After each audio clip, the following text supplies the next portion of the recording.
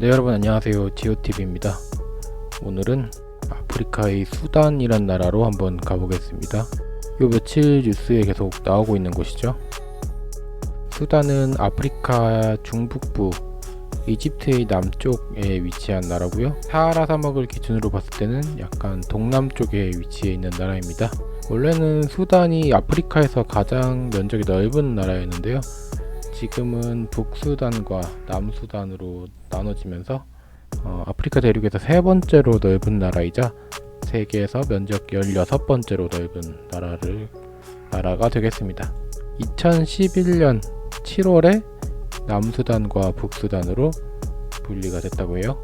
수도는 여기 카르툼이라는 지역이고요. 제가 수단에 대해서 알고 있었던 거는 이제 그 울지마 톤즈라는 다큐멘터리 영화 아시나요? 우리나라 이태석 신부님이 이 아프리카 수단에 와서 학교를 세우고 의료봉사 활동을 한 지역이 바로 톤즈라는 지역인데요.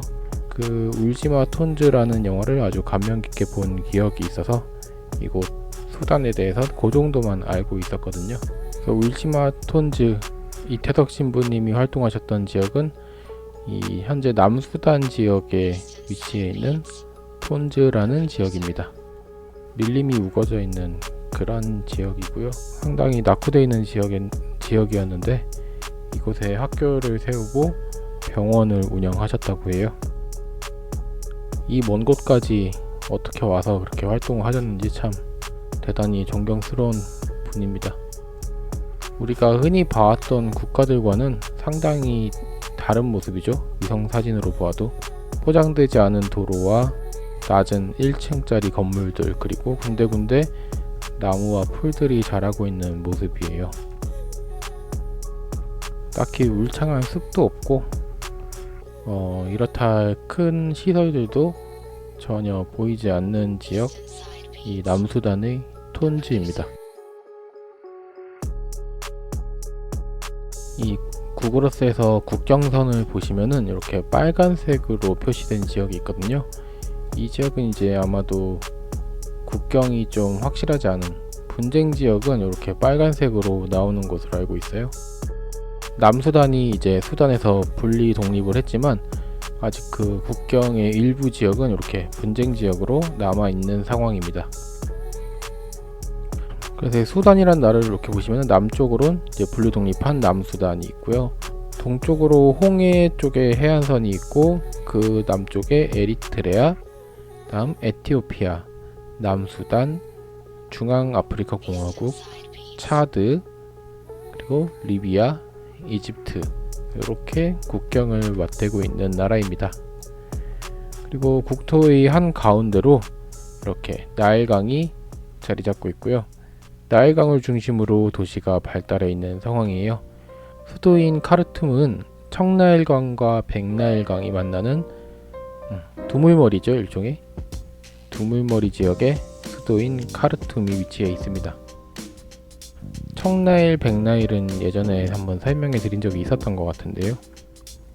이 나일강의 상류에 오면은 청나일과 백나일강으로 이렇게 나뉘어지게 됩니다. 그래서 이 수단 군벌 세력 간의 무력 충돌이 일어나서요, 내전이 벌어진 거죠. 상황이 상당히 안 좋기 때문에 이 수단 카르툼에 있던 우리 교민 28명이 이제 우리 군의 도움을 받아서 무사히 안전하게 탈출했다는 소식이 어제 오늘 계속 뉴스에 보도되고 있는데요. 우리나라의 공중급유기인 시그너스가 이 사우디아라비아 제다로 날아갔대요. 제다까지 이제 여기 수도 하르툼에서 가야 되는데, 보도를 보니까 이제 직선거리로 가면 조금 위험해서 남쪽으로 이렇게 많이 돌아서 이 홍해 연안에 있는 도시인 포트 수단으로 이동했다고 합니다. 육상으로 약 1170km를 이동했다고 해요. 보지 않아도 상당히 고된 여정이었을 것 같죠. 이 아랍에미리트의 도움도 좀 받아서 버스로 이제 포트 수단으로 이동한 우리 교민들은 여기에서 이제 허큘러스 수송기를 타고 홍해 건너편에 있는 사우디아라비아의 여기 제다로 이동을 해서 그곳에서 대기하고 있던 시그너스 공중급유기 편으로 이제 우리나라 성남공항으로 입국을 하게 됩니다. 이 정부 반군인 RSF 신속 지원군이 이곳 수도의 공항을 장악했다는 소식이 들렸고요. 근데 이제 러시아가 이 RSF 세력을 지원해주고 있다고 해요. 그래서 항상 이 외부 세력이 끼어들면은 이제 내전이 더 복잡하게 흘러가잖아요. 아마 쉽게 상황이 정리되지 않을 것 같은 분위기다, 그런 얘기가 들리고 있습니다. 이 강이 지금 범람한 모습이 그대로 위성사진에 나오고 있네요. 그죠? 이 강 주변으로 이 농경지가 침수된 모습이 보이시죠? 여기 보시면 원래 논이었던 지역이 이렇게 강이 범람해서 다 물에 잠겨 있는 모습이네요. 이렇게 나무들이 없는 지역은 원래 이제 강의 폭이 보이는 것 같고, 그 원래 흐르던 강폭과 그 다음에 물이 넘쳐서 잠겨 있는 곳이 이렇게 선명하게 드러나 있네요. 역사 시간에 이제 나일강의 범람, 메소포타미아 문명, 이집트 문명 하면서 많이들 배우신 거 기억나실 거예요. 그 모습을 이렇게 위성으로 직접 확인해 볼 수가 있는 상황입니다. 그래서 강 주변이 토양도 비옥하고 물을 되게 쉽고 해서 이제 강 주변으로 도시가 형성될 수밖에 없는 상황인데요. 주변은 다 사막이니까요. 그렇지만 이제 우기에 한 번씩 이렇게 범람을 하니까 이제 그게 문제가 계속 되는 거죠. 그렇다고 여기가 이제 하천을 준설을 하고 제방을 쌓을 만큼 그런 여력이 안 되는 나라들이 대부분이기 때문에요. 그냥 범람을 하면 하는 대로 이렇게 자연적으로 놔두고 있는 상황인 것 같아요. 이 수단이라는 지명은요, 사하라 사막 남쪽을 가리키는 지명이라고 해요. 그래서 아랍어로 흑인들의 땅을 뜻하는 빌라드 수단이라는 말에서 유래했다고도 합니다. 이번에 이 수단에서 우리 교민들을 구출한 공군의 작전명이 프라미스 작전이라고 해요. 약속이란 뜻이죠. 어떠한 상황에서도 우리 국민의 생명과 안전을 보장하겠다는 그런 약속이란 뜻일까요? 우리 교민들을 구하러 간 편에 일본인들도 몇 명 같이 구출을 했다고 하더라고요. 일본은 이제 한일 관계 정상화의 혜택을 좀 톡톡히 보았다라고 할 수 있겠습니다. 이 나일강을 따라서 발달한 수도 하르툼의 모습을 지켜보고 있는데요. 딱히 큰 건물, 높은 건물은 거의 보이지 않아요. 강 주변으로는 대부분 농경지가 형성되어 있고요. 이 근방에서는 그래도 가장 큰 도시 수도 카르툼입니다. 길은 거의 다 이 황토빛인 걸 봐서는 포장된 길이 하나도 없나 봐요. 어차피 모래바람이 불어와서 포장을 할 이유가 없는 걸 수도 있고요. 이곳 수단의 언어는 아랍어를 사용하고 있고요. 면적은 세계 15위. 인구는 약 4,800만 명 정도로요. 세계 31위 규모라고 합니다. 종교는 대부분 이슬람 수니파를 믿고 있고요. 분리독립한 남수단의 경우에는 그 아프리카 토독신앙과 또 기독교를 믿는 분들이 많아서요. 그래서 종교적으로도 이제 수단과 남수단은 하나가 되기 어려운 그런 구조였다고 하더라고요. 지금 이렇게 수단에서 내전이 또 발생을 해서 교민들이 탈출하고 했는데, 이 수단이나 남수단이나 참 독립을 한 이후에도 계속 정치적으로 안정이 되지 못하고 그런 상황이에요. 2021년 10월에 또 수단에 쿠데타가 발생했다고 하는데, 그게 무려 이제 17번째 쿠데타라고 해요. 그러니까 얼마나 사회가 혼란하겠어요? 그러니까 제대로 지금 정부의 통제가 이루어지지 않고 계속 이렇게 반군들이 활개를 치고 이런 상황이니까 경제가 발전할 수도 없고 시민들의 삶도 많이 피폐해질 수밖에 없겠죠. 여기는 무슨 시장통 같은 그런 풍경이 보이고 있네요. 경제난도 심각한데 1인당 GDP가 약 724달러라고 합니다. 2020년 기준 GDP가 724달러. 2015년에 1900달러였다고 하는데 이 상황이 더 안 좋아진 것 같아요. 그 유전이 있긴 한데 대부분 또 남수단 지역에 몰려 있고, 또 인프라는 대부분 북수단 쪽에 있고 그런 상황인데, 그래서 지금 경제가 대부분 농업에 의존하고 있는 그런 상황이라고 합니다. 나일강 주변에 위치하고 있어서 뭐 농사는 잘 되는 편이긴 한데, 뭐 최근 기상 이변이나 홍수, 가뭄 이런 게 잦아가지고 농사마저도 좀 잘 안 되고 있는 형편이래요. 대신에 땅이 원체 넓으니까 자원은 풍부한 편입니다. 천연가스, 금, 은, 망간, 아연, 뭐 철, 납, 뭐 안 나오는 게 없는 것 같고요. 그 나일강을 주축으로 해서 주변으로 면화 생산도 상당히 활발한 편입니다. 그리고 밀이나 뭐 깨, 사탕수수 같은 농작물 재배도 활발히 이루어지고 있다고 해요. 뭐 땅이 넓기 때문에 인구가 그렇게 밀도가 높지도 않고 식량 자급자족은 충분히 가능한 편인데, 문제는 이제 정치적으로 안정이 되지 않다 보니까 그런 농사도 뭐 또 산업이 다 잘 될 수가 없는 상황인 거죠. 정치적 안정이 이 수단의 가장 중요한 과제입니다. 지금 세계 여러 나라의 이런 상황을 보면서 참 정치란 것이 얼마나 중요한 것인가 새삼 많이 깨닫고 있어요.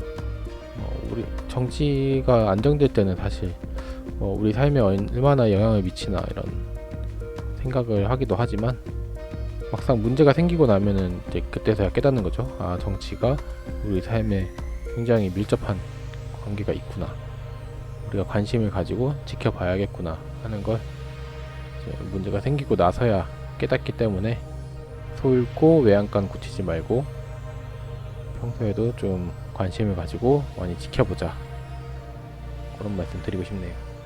수단은 역사적으로 좀 소련이랑 가까운 나라였고, 그래서 지금도 러시아랑 좀 친한 관계를 가지고 있다고 합니다. 그 반면에 이제 수단에 갔다 오면은 미국이 비자 면제 프로그램인 이스타가 안 된다고 해요.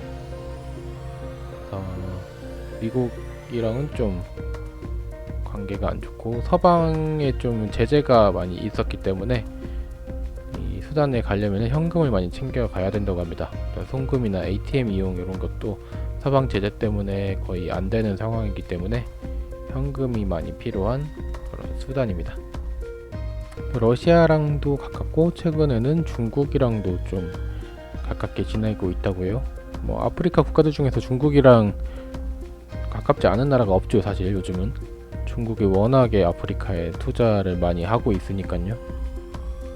이 수단은 18세기에 이제 영국과 이집트의 공동 지배를 받았어요. 이 수단 바로 북쪽에 있는 나라가 이집트잖아요. 그래서 그 이집트의 영향으로 뭐 피라미드 같은 그런 유적 같은 것도 많이 있다고 하더라고요. 여기는 버스가 엄청나게 많네. 기차역 앞에 버스 타는 데인가봐요. 엄청나게 많은 버스들이 줄지어 서 있는 모습입니다. 위성사진으로 봐도 상당히 혼란해 보이네요. 그래서 이집트랑 역사적으로 지리적으로 가깝기 때문에 그 영향이 상당히 많았고요. 또 영국에도 지배를 받았기 때문에 또 영어도 일정 부분 공용어로 이용이 된다고 합니다. 서쪽으로는 건조한 사막 지역이기 때문에 사람이 거의 살지 않고요. 나일강 중심으로 문명이 발달해 있어요. 사진들이 다 이렇게 물이 가득 차 있는 모습이네요. 아마도 우기 때 찍은 사진인가봐요. 남수단이랑 북수단이랑은 뭐 종교부터 해갖고 여러가지 문화적 차이가 있어서 거의 50년 동안 이 수단이 내전 상태에 있었다고요. 2011년 남수단이 분리독립하기 전까지 계속 이제 내전 상태를 겪고 왔는데, 지금 분리독립을 했어도 북수단이나 남수단이나 뭐 또다시 이 정치가 안정이 되지 않고 혼란한 상황이죠.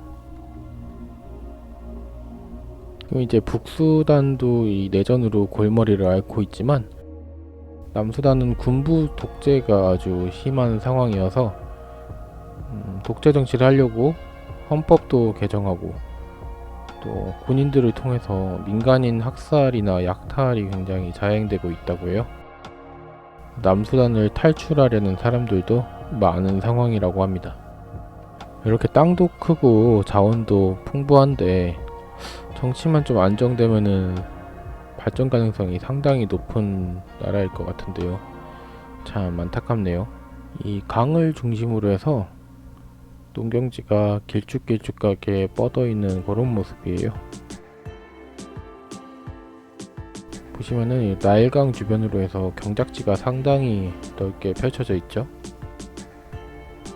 엄청 광활한 넓이의 평야지대.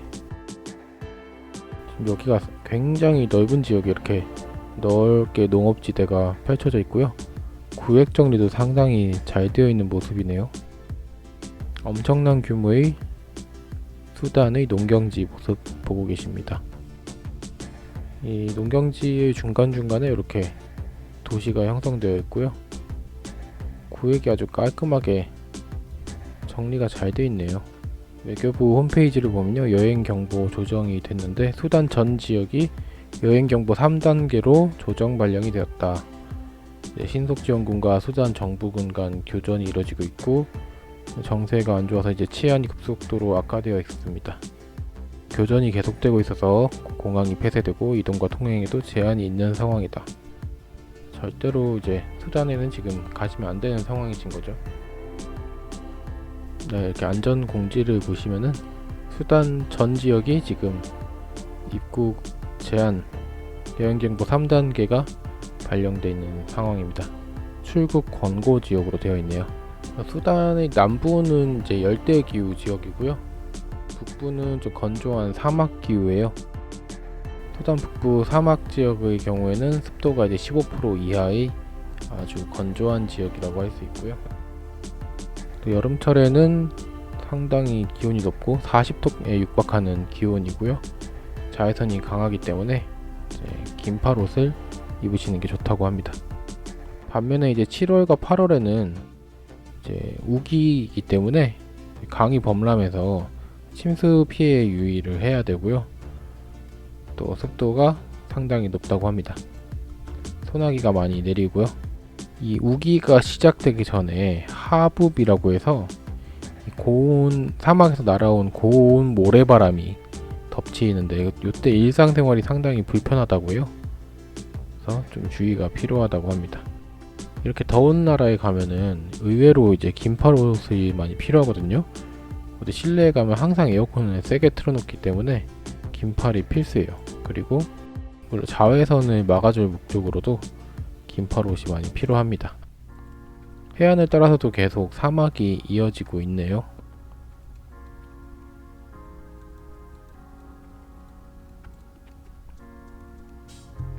보통 이제 대부분 해안을 따라서 도시가 많이 발달을 하는데 여기는 해안 따라서 그냥 아무것도 없네요.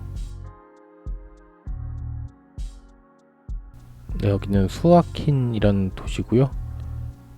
북쪽의 포트 수단과 함께 이 수단의 항구 도시입니다. 몇 안 되는 항구 도시죠. 큰 배가 하나 정박해 있는 모습이네요. 중고차를 수입해오는 그런 배 같죠? 우리나라 같으면 이 해안 따라서 정말 엄청난 시설들이 많이 있는데 상대적으로 좀 단촐한 모습입니다. 여기 바다를 보면은 상당히 맑고 투명해 보이거든요. 그리고 그리 깊지 않아 보이고 그래서 산호초나 이런 게 많을 것 같은데 실제로 어떤 모습일지 좀 많이 궁금해요. 너무 모래로 돼 있으면은 물고기가 살기 어렵겠죠? 이 모래에 사는 일부 어종을 제외하고는 뭔가 좀 바위도 있고 풀도 있고 그래야지 물고기들이 좀 잘 살 수 있을 텐데 산호초도 많고 이집트 바다에는 그 다합인가? 다이빙 유명한 데 있잖아요. 여기도 보시면 산호초 지역 같은데 수단 일부 지역도 다이빙하기 좋은 지역이 있다고는 하더라고요. 패디 사이트에 가시면 확인해 보실 수 있다고 합니다. 근데 이제 아무래도 관광의 하기가 많이 어려운 나라다 보니까 다이빙 하겠다고 여기까지 가시는 분들이 얼마나 있을지는 모르겠어요. 바닷가에 이렇게 물을 가둬놓은 거 봐서는 여기 염전인 것 같죠? 네, 여기가 바로 수단 최대의 항구 도시 포트 수단입니다. 외곽에 공항도 하나 있고요. 비행기가 한 대 서 있는 모습도 보이네요. 공항은 건설한 지 얼마 안 되든지 좀 깔끔한 모습입니다. 수단 최대의 항구 도시 포트 수단인데요. 여기서 홍해 바다를 건너면 바로 사우디아라비아의 제다로 갈 수 있습니다. 제다는 요즘 이제 한창 신도시 계획으로 신도시 건설 붐으로 인해서 한창 활기를 띠고 있는 곳이죠. 사우디아라비아의 제다. 여기 포트 수단은 좀 큰 건물도 많고 상당히 도시가 좀 발전한 그런 모습이네요. 수도 카르툼에 있던 우리 교민들이 이곳 포트 수단까지 이동을 해서 다시 사우디아라비아 제다를 거쳐서 한국으로 왔다고 하지요.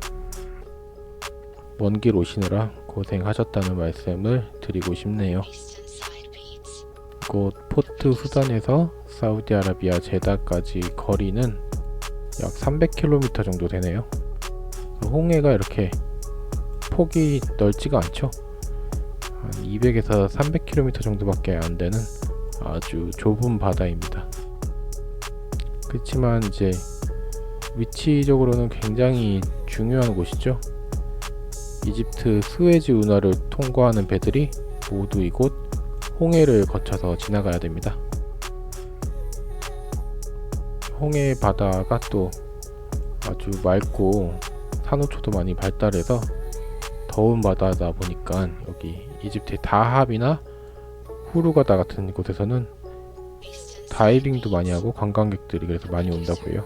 그런 걸 봐서는 수단의 바다도 상당히 예쁠 것 같긴 한데 이제 뭐 관광객들이 많이 오기가 힘든 곳이다 보니까 많이 알려지지는 않은 것 같아요. 사람들이 많이 오지 않는 만큼 깨끗하게 잘 보존된 바다 환경을 보실 수가 있겠죠. 그게 강은 없는데 이렇게 육지 쪽으로 쭉 들어와 있는 바다는 무엇일까요? 보니까 여기 이렇게 물이 흐른 흔적 같은 게 보이잖아요. 아마 우기 때에만 여기 강이 생겨서 흐르는 것 같아요. 그래서 이렇게 침식이 돼가지고 물이 흐른 흔적대로 침식이 돼서 그 자리에 이렇게 바닷물이 들어와 있는 게 아닌가 싶어요.